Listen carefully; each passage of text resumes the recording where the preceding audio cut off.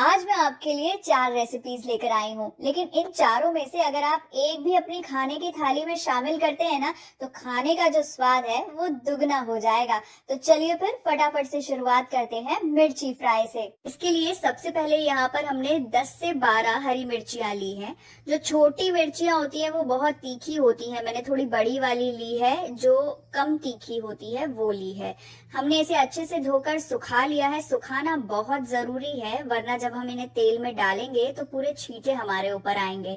तो इनका जो स्टेम है, जो डंडी है, वो हमने हटा दी है। उसके बाद आप चाहे तो इसे 2 पार्ट में डिवाइड कर सकते हैं, चाहे तो 4 पार्ट में डिवाइड कर सकते हैं। डिपेंड करता है कि जो मिर्चियां हैं वो कितनी बड़ी हैं। इसके बाद भी आप चाहे तो इन्हें और छोटा कर सकते हैं। मैंने इन्हें इसी तरीके से लंबा रखा है।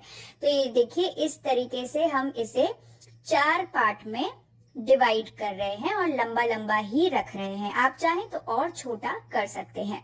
ये देखिए, हमने इसे काट लिया है और इसी तरीके से हम बाकी की मिर्चियां भी काट लेंगे। अगर आप छोटी वाली मिर्ची ले रहे हैं तो थोड़ा ध्यान से, वो बहुत ज्यादा तीखी होती है, ये वाली थोड़ी कम तीखी है। तो मिर्चियां हमने काट ली है, अब हम इन्हें फ्राई करते हैं। यहाँ हमने कढ़ाई ली है जिसमें मैं 3 से 4 चम्मच तेल के डाल रही हूँ। तेल जब गर्म हो जाएगा, इसमें 1 चम्मच जीरा डालेंगे और चुटकी भर हींग डाल देंगे।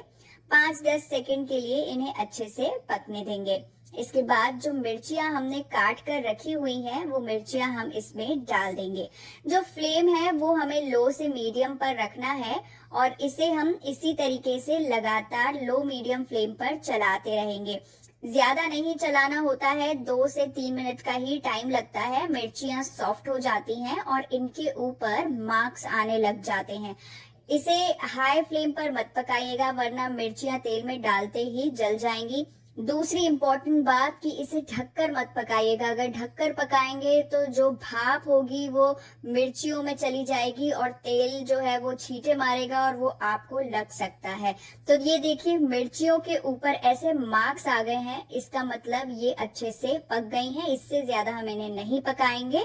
अब हम इसमें मसाले डालेंगे। तो सबसे पहले 1/4 चम्मच हल्दी पाउडर, 1 चम्मच लाल मिर्ची पाउडर, 2 चम्मच धनिया पाउडर के डाल रही हूँ, आधा चम्मच गरम मसाला, नमक डाल देंगे टेस्ट के अकॉर्डिंग और 1 चम्मच भर कर आमचूर पाउडर का हमें डालना है। आप इसकी जगह चाट मसाला भी डाल सकते हैं।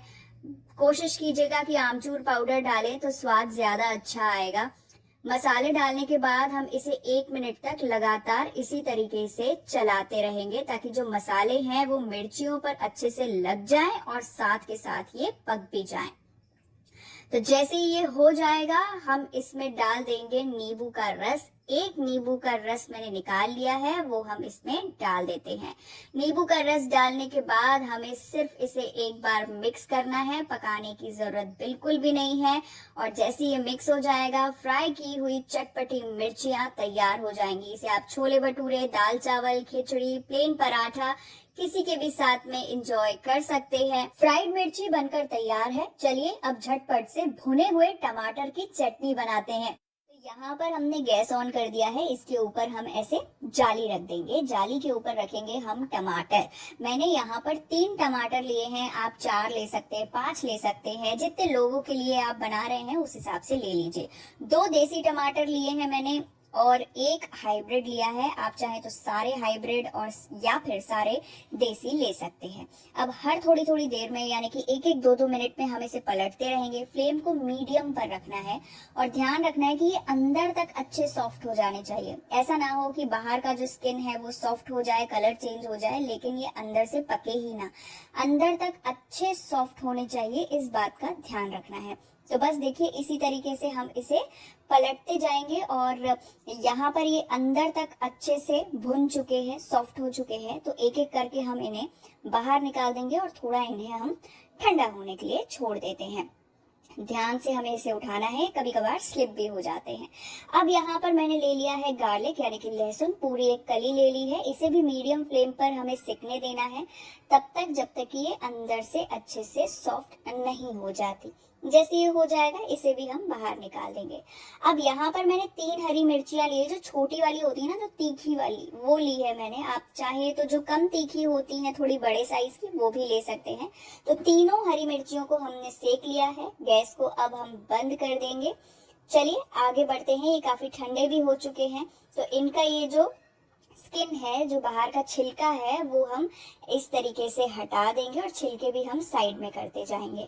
जितने भी टमाटर हैं उनके सारे जो छिलके हैं वो हमें इसी तरीके से निकाल देने हैं। कुछ कुछ अगर रह जाते हैं तो कोई दिक्कत नहीं है, बहुत ही बढ़िया इसकी खुशबू आती है और स्वाद तो कहने ही क्या, मैं क्या बताऊँ आपको, आप बनाकर देखेंगे तो आपको मज़ा आ जाएगा। टमाटर हो गए हैं। यहाँ लहसुन जो है, मैं 7-8 कलियां ले रही हूँ लहसुन की। और क्या करेंगे फिर कि ये जो बाकी का बचेगा ना लहसुन, वो हम किसी और सब्जी में यूज कर सकते हैं, या कुछ भी हम बनाएं तो उसमें उसका यूज हो सकता है। तो यहाँ पे 7-8 कलियां मैंने लहसुन की ले ली हैं। इसे भी हम छील लेंगे बराबर से।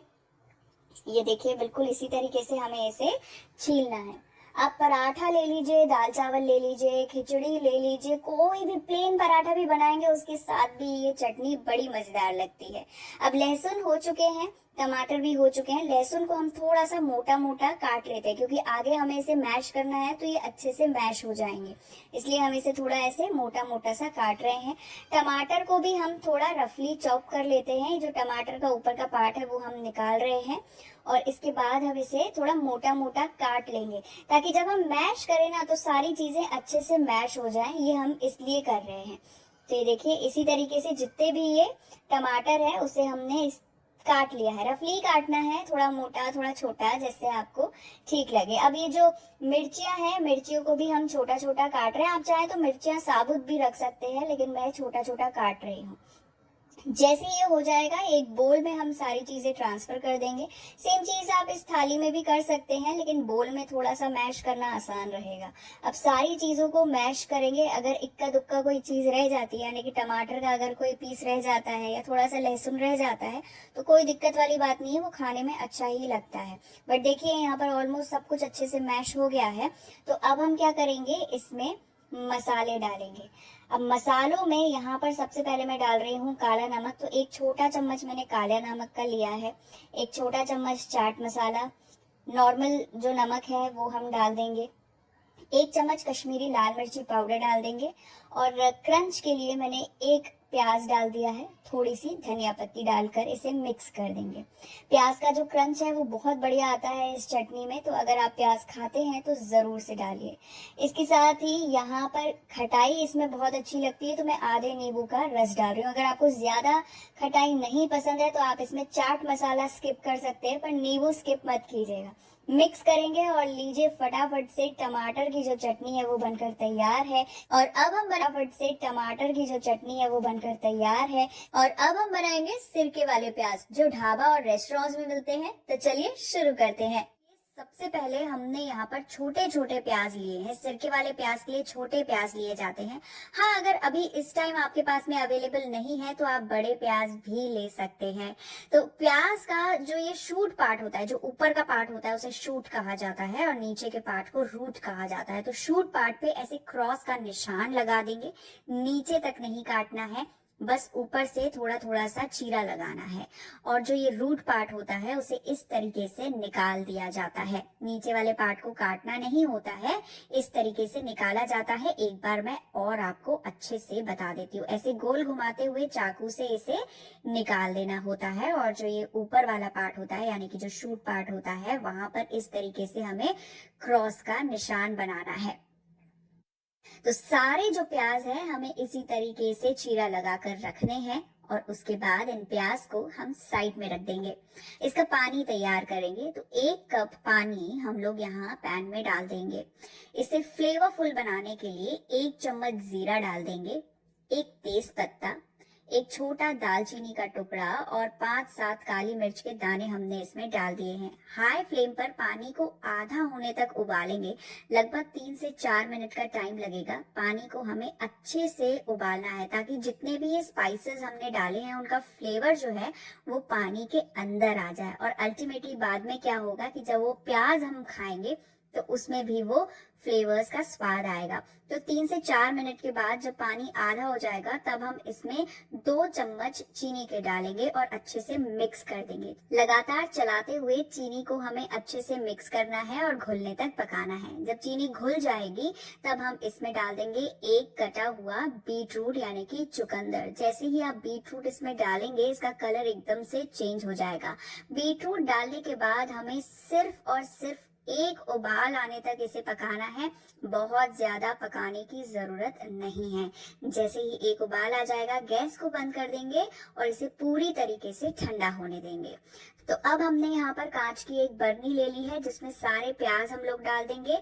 बर्नी या बोल ऐसा लीजिए जिसका ढक्कन हो, यानी कि आप उस पर ढक्कन लगा सके। तो आधा जार जो है यानी आधी बर्नी जो है वो हम भर देंगे पानी से जो हमने तैयार किया है। पानी को मैंने छान कर लिया है, आप चाहे तो बीट रूट के टुकड़े भी इसमें डाल सकते हैं। और आधा हम लोगों ने सिरका यानी कि विनेगर का लिया है। इसके साथ ही थोड़ी सी हरी मिर्ची मैंने काट कर ले ली है, आप चाहें तो इसमें लहसुन भी डाल सकते हैं और अदरक के लच्छे भी डाल सकते हैं। सारे प्याज और मिर्ची पानी में अच्छे से डूब जाने चाहिए। इसका ढक्कन अच्छे से बंद कर देंगे और इसे फ्रिज में रख देंगे 24 घंटे के लिए। तो देखिए 24 घंटे पूरे हो चुके हैं और हमारे सिरके वाले प्याज जो है वो बढ़िया से बनकर तैयार है। 15 से 20 दिन तक इसे आप फ्रिज में स्टोर करके रख सकते हैं। जब प्याज खत्म होने वाले हो तब और प्याज आप इसमें डालकर इसी पानी को एक बार और यूज कर सकते हैं, यानी सेम पानी को आप 2 बार यूज कर सकते हैं। तो चलिए आगे बढ़ते हैं, पापड़ की चूरी बनाते हैं। जिसके लिए यहाँ पर हम सबसे पहले पापड़ को सेक लेंगे। पापड़ जो भी वैरायटी का आपके पास में अवेलेबल है वो आप यूज कर सकते हैं और जितने मर्जी उतने पापड़ आप सेक लीजिए। इसके बाद जो पापड़ है उन्हें हमें छोटे छोटे टुकड़े करने हैं। तो सबसे पहले देखिए इसे ऐसे मोटा मोटा तोड़ लेते हैं और मोटा मोटा तोड़ने के बाद में हम इसे छोटा छोटा तोड़ लेंगे, यानी कि हम इसके बहुत ही टाइनी टाइनी से पीसेस करेंगे, बहुत छोटे छोटे से। इसीलिए इसे पापड़ की चूरी कहा जाता है क्योंकि पापड़ का एकदम हमें चूरा बनाना होता है। तो ये देखिए ये हो गया है। अब हम इसमें थोड़े से मसाले डालेंगे। तो सबसे पहले 1/4 चम्मच नमक डाल रही हूँ क्योंकि पापड़ में भी नमक होता है। 1/4 चम्मच लाल मिर्ची पाउडर और पिघला हुआ घी मैंने इसमें डाला है 1 बड़ा चम्मच। आप चाहें तो इसमें प्याज और धनिया पत्ती वगैरह भी डाल सकते हैं। सबको अच्छे से मिक्स करेंगे और लीजिए पापड़ की चूरी बनकर तैयार है। प्लेन पराठा दाल चावल के साथ में इसे एंजॉय कर सकते हैं। कैसी लगी रेसिपी कमेंट करके ज़रूर बताइएगा। वीडियो को लाइक कीजिए, शेयर कीजिए और सब्सक्राइब कीजिए।